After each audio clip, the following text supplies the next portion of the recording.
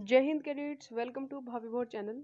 आज हम एक न्यू टॉपिक जिसका नाम है इन्वायरमेंट एंड इकोलॉजी, इसके बारे में पढ़ेंगे।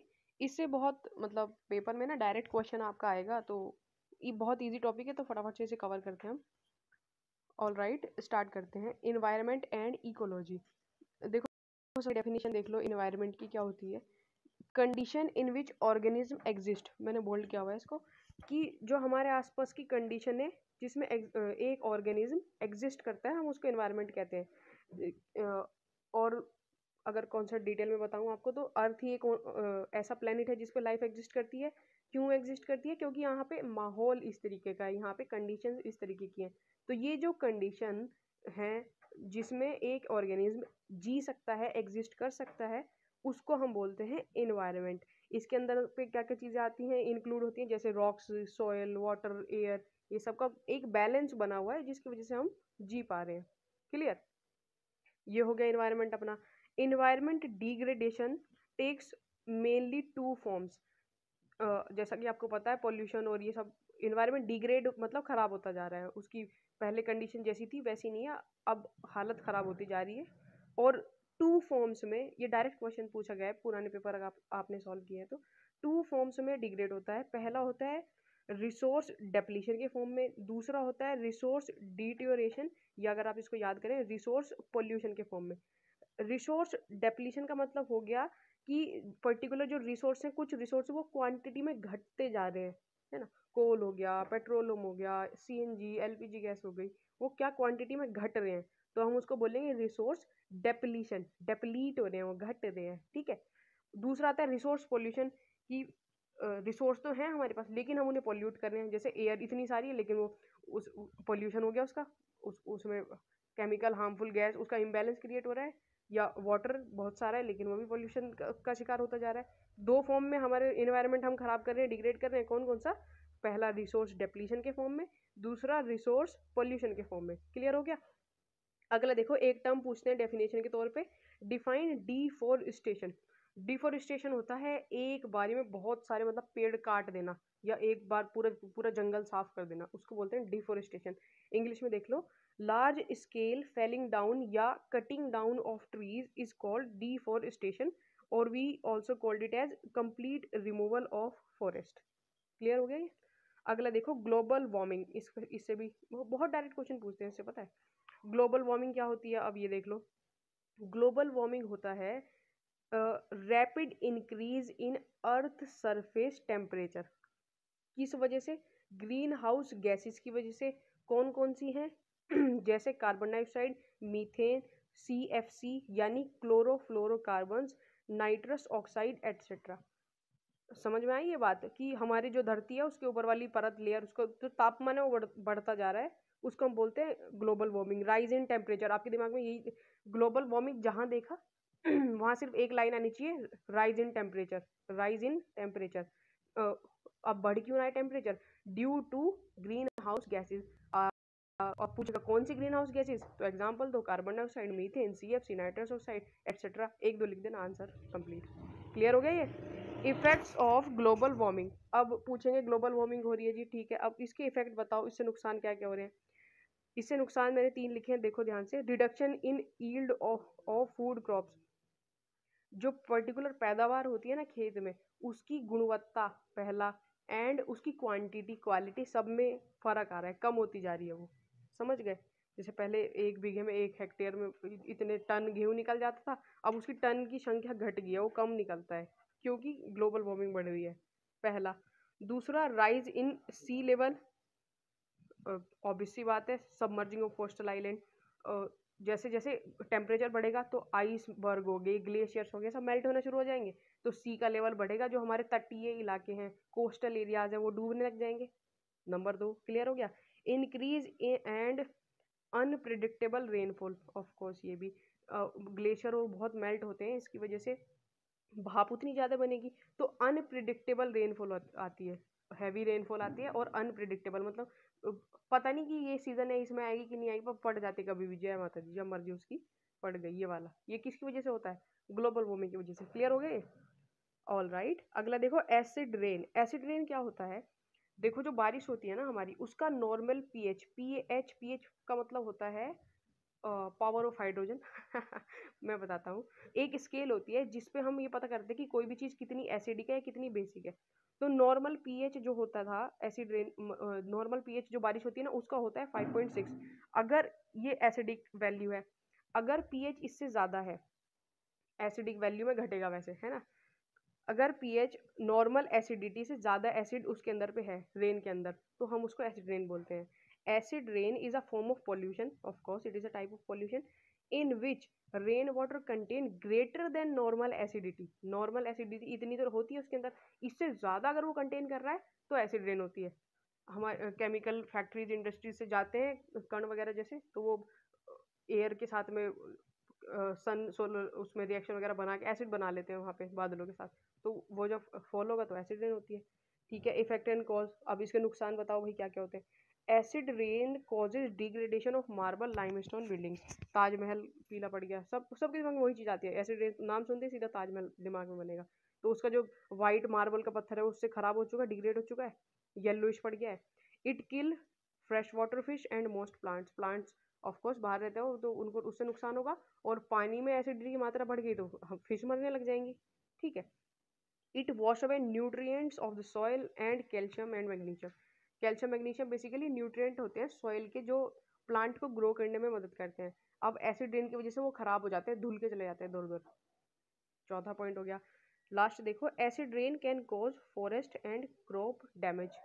वही ऊपर भी कवर हो चुका है कि आपकी गेहूं की फसल उगाई हुई है कोई भी, उसमें एसिड रेन हो गई तो वो खराब हो जाती है, क्रॉप खाने लायक नहीं रहती, नुकसान हो गई एसिड रेन के। क्लियर हो गया ये। अगला देखो, डेप्लीशन ऑफ ओजोन लेयर।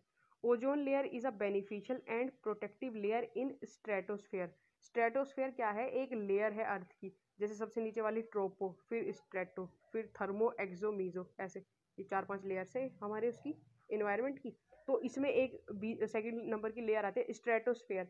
तो उसके अंदर पे एक छोटी सी लेयर है ये पतली सी, जिसका नाम है ओजोन लेयर, एग्जिस्ट करती है। ये क्या करती है basically, it filters ultra violet radiations coming from sun. Ultra violet radiation हमारे लिए बहुत हार्मफुल होती है जो सन से आती है, ये इसको छान के भेजती है, सूरज की रोशनी को छान के भेजेगी हमारे पास तक, जिससे वो हमारे फायदे में रहे, नुकसान के लिए ना आए। अदरवाइज उससे अल्ट्रा वायलेट रेज से स्किन कैंसर वगैरह हो जाते हैं।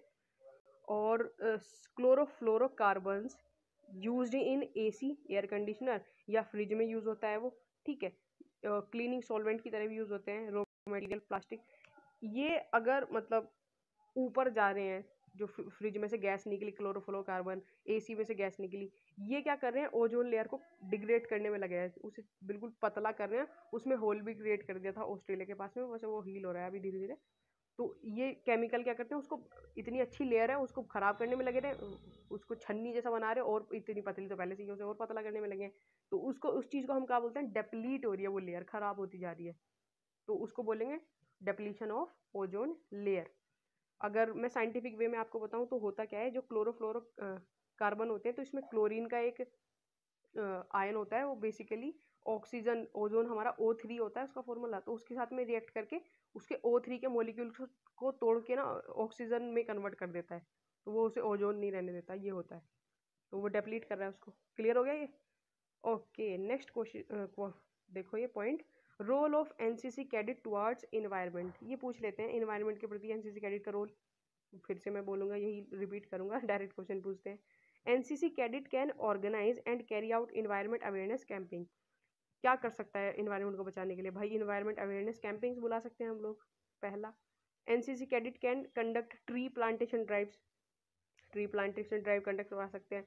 Motivate and guide friends and family members, उन्हें भी प्रेरित कर सकते हैं पेड़ पौधे लगाने के लिए। ठीक है, as responsible citizen everyone should plant trees and not cut them. पेड़ों को काटना नहीं, उन्हें बचाने की कोशिश करनी है। ठीक है, water conservation and proper disposal of waste also lead to safeguarding to the environment. Proper water conservation करो, रिसोर्स ही है बेसिकली वो हमारा, और पूरा डिस्पोजल ऑफ वेस्ट का अच्छे से, तो वो भी इन्वायरमेंट को प्रोटेक्शन में हमारी हेल्प करेगा। क्लियर हो गया ये। नेक्स्ट पॉइंट देखते हैं हमारा, व्हाट इज इकोलॉजी। एनवायरनमेंट खत्म हो गया, सेकंड पॉइंट आएगा इकोलॉजी। इकोलॉजी क्या होता है, इकोलॉजी स्टडी है, इकोलॉजी एक स्टडी है। अब किस चीज़ की स्टडी? ऑर्गेनिज्म की स्टडी और उनके रिलेशन की स्टडी, किसके साथ? इन्वायरमेंट के साथ। मैं क्लियर हो गया? दोबारा से सुनो, इन्वायरमेंट तो वही अपने आसपास का माहौल पूरा, अगर पूरा देसी भाषा में बोलूँ, माहौल पूरा। इकोलॉजी क्या है? स्टडी है। किस चीज़ की स्टडी? ऑर्गेनिज्म और उसके रिलेशन किसके साथ में? इन्वायरमेंट के साथ कैसे हैं उसकी स्टडी है। It is a study of organism and inter relationship among organism and the environment. उनके बीच में कैसा रिलेशन है, कैसा संबंध है, उसकी स्टडी है। क्लियर हो गया ये? इकोलॉजी भूलोगे तो नहीं? अगला देखो, इकोसिस्टम। एक टर्म पूछते हैं इकोसिस्टम, इसे भी डिफाइन कर लेते हैं। Ecosystem is a basic functional unit which include both organism and non living environment. Ecosystem एक सिस्टम जिसके अंदर सब चीज़ इंक्लूड हो जाती है, बोथ लिविंग और नॉन लिविंग ऑर्गेनिज्म। क्लियर हो गया? बस ये मतलब आपको पूछा ना व्हाट इज इकोसिस्टम, लिख देना। It's a basic functional unit which includes all living and non living organism. You can also write एक तरीके से कि all biotic and abiotic organism, ये भी इसका आंसर सही होगा। आगे देखते हैं, कंपोनेंट ऑफ इकोलॉजिकल सिस्टम। अगर ये सवाल आपसे पूछे कि हमें कंपोनेंट बताओ इकोलॉजिकल सिस्टम के, दो होते हैं कंपोनेंट्स ऑफ इकोलॉजिकल सिस्टम, दो होते हैं। कौन कौन से? बायोटिक और एबायोटिक। एबायोटिक के अंदर आता है नॉन लिविंग, बायोटिक के अंदर पे आ जाता है living. Abiotic, non living, biotic, living. देखो, ए बायोटिक थोड़ा सा बड़ा है तो उसके अंदर नॉन लिविंग ही थोड़ा सा बड़ा है। बायोटिक छोटा, लिविंग छोटा। क्लियर हो गया? अब नॉन लिविंग पता ही है क्या क्या चीज़ें हो गई, जैसे heat, light, water, soil, rocks, organic matter वगैरह वगैरह, ये सब क्या हुआ? नॉन लिविंग, एनवायरमेंट के अंदर है और ये इकोलॉजिकल सिस्टम का कंपोनेंट है। क्लियर? बायोटिक के अंदर लिविंग आता है, लिविंग में प्लांट, ट्री, एनिमल, ये वो, बैक्टीरिया, फंगी, सब सब आ जाते हैं। अब इसको भी थोड़ा डिफ्रेंशिएट कर लेते हैं हम। बायोटिक के अंदर मेनली तीन चीज़ें होती हैं, कौन कौन सी? प्रोड्यूसर, कंज्यूमर और डीकम्पोजिटर। बोलो मेरे साथ क्या क्या होता है?